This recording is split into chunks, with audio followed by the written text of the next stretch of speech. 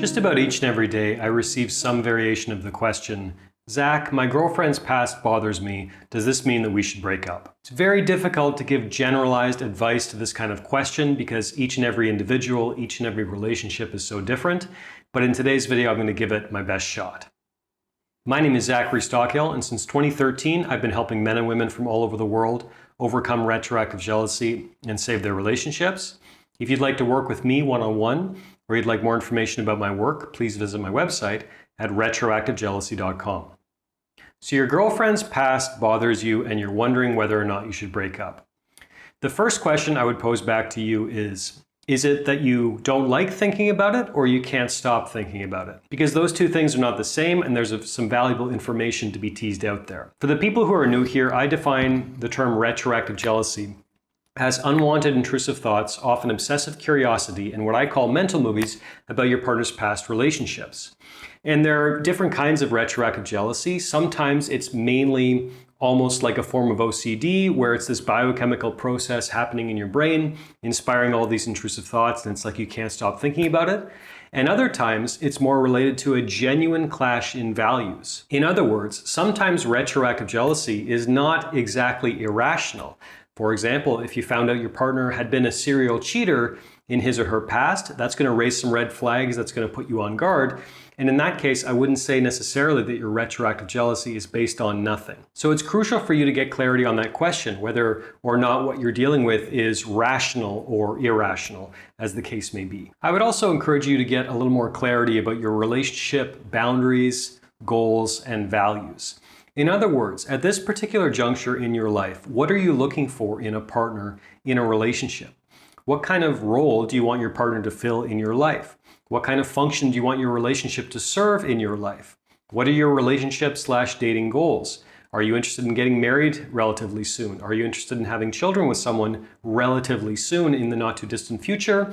Or are you simply single and young and wanting to kind of explore your options and avoid a committed relationship for a while?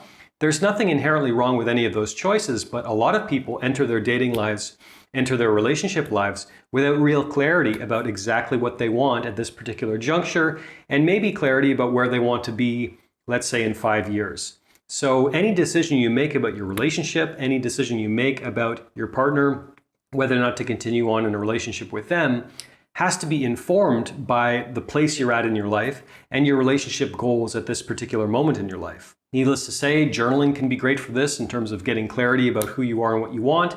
You can also work with someone like me, a coach or a therapist. The point is, spend some time getting clear about this stuff before you make any kind of a decision. Now, obviously, if you have concerns about your girlfriend's past and you're in a phase of life where you're not really wanting to commit to anyone long term, let's say you're very young or you don't want to have kids anytime soon and you don't want to make any real commitment, then obviously you've got more time to make any kind of decision regarding your future or not with your partner. And it's probably best for you at this time to simply spend some time with them, giving them more of a chance to show you who they truly are, which is a point I'll come back to in a moment. Giving the relationship a bit of time to develop, giving yourself a bit of time to breathe and consider your options. There's no real rush to make any harsh judgment or to make any real commitment right now because the stakes are so low. You're not necessarily looking for a deeper commitment with this person, and hopefully that person isn't also looking for a commitment with you, at least not right now. The biggest point I can make in this video is people reveal who they are through their actions over extended periods of time. So if there is some episode or a period in your partner's past that causes you concern, that you think there could be red flags there, number one, I would say watch my red flags video. Hopefully my wonderful YouTube editor can put a card above my head. Watch that video. I think you'll find that helpful. And what's more, pay attention to how they act over extended periods of time. People don't show you who they are on date one. People don't show you who they are really for the first 6 months of dating in many ways. There's a great line I heard once that for the first 6 months when you're dating anyone, you're not dating them, you're dating their representative. And of course, the joke is we all do this to some extent. When it's early on in the courtship process, we're all, puffing ourselves up a little bit and putting our best foot forward. But over time, we have no choice but to let down our guards a little bit and show someone who we really are. But that takes time. That takes at least 6 months, and I would say bare minimum a year of spending time with someone until you really get a handle on who they truly are. Give yourself time to make any real commitment to them, to make any real decision about a future or not with them. I think you need at least, at the bare minimum, a year to know who they really are, and furthermore, to know if you're truly compatible. Another great option, of course, if your girlfriend's past bothers you and you're wondering what to do, is to talk to an impartial third party. So again, I say impartial because although people like parents and close friends can often give good advice, obviously they love you, they want the best for you, and so their advice is going to be, they might not be brutally honest with you is what I'm trying to say. If you can talk to someone who's an impartial third party, such as a good therapist, such as a good coach, they can give you some valuable insights. They can see the situation hopefully with a little more clarity as opposed to you and opposed to someone who's directly involved in your life. Talking to an impartial third party, getting your feelings out, working through your feelings, working through your emotions with someone impartial can be a great way to start getting a handle on how to move forward. But beyond all that, this whole question of whether or not a person's past is a genuine red flag, whether or not you should break up with someone because you're upset or concerned about their past, this is a very, very complex question. And any exploration of this question needs to be very detailed and very nuanced, which is exactly why I created a video course called The Path to Peace. I released it last year. It's done very well and many people have found it very helpful.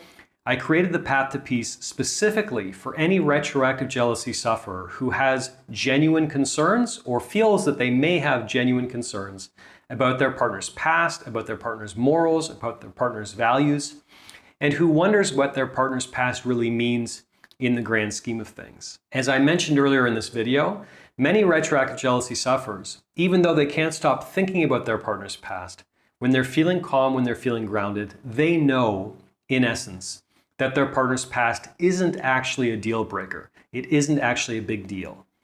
This course is not for those people. I created The Path to Peace for people who have those questions, who have those concerns. Retroactive jealousy sufferers who want to know if their concerns are more or less legitimate. If that sounds like you, if you're struggling with your partner's past and you want some answers, you want to know how or if to move forward with your partner, I'd strongly encourage you to take a look at my all-new video masterclass, The Path to Peace.